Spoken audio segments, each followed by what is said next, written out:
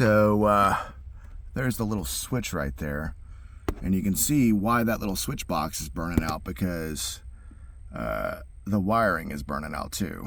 Now, from what the interwebs have told me, the wiring from the factory back in circa 1995 really wasn't that great to begin with anyway, in terms of they basically put wires that were too small in here kind of from the factory, but it worked. So Chrysler cut a corner and saved a dime, and cost you and I a bunch of bucks. But anywho, while that wiring was fine for the first quarter of a century, what's happening now is that these fans, which you see right there, the fan replacements, which are made in China,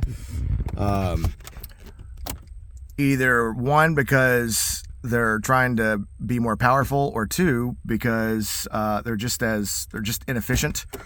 They draw more amps, watts, or basically they just draw more juice than what the old fan motors used to draw.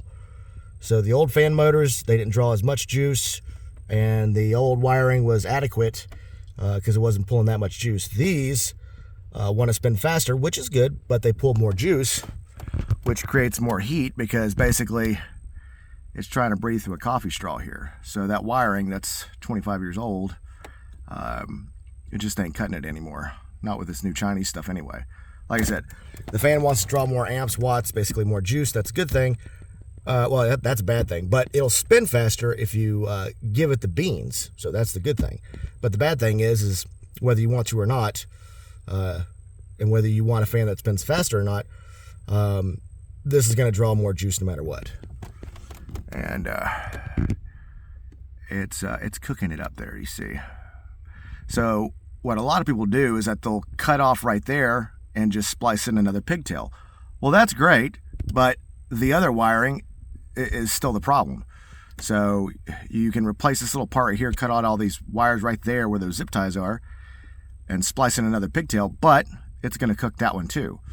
So, because these wires are basically coffee straws, more or less. So I think for a quick fix, we go ahead and install this one, and I'll make it work with the wiring that we got. But I think here pretty soon, we're going to have to say, fuck that, write it off, and just wire this fan directly to your battery and hook a switch up that way. Then that fucker can run as fast as it wants to and draw all the amps it wants to. It'll run like a scalded dog then. We'll be throwing the damn vents out of the dash. But, yep. I think we got maybe one more replacement, and that's about it.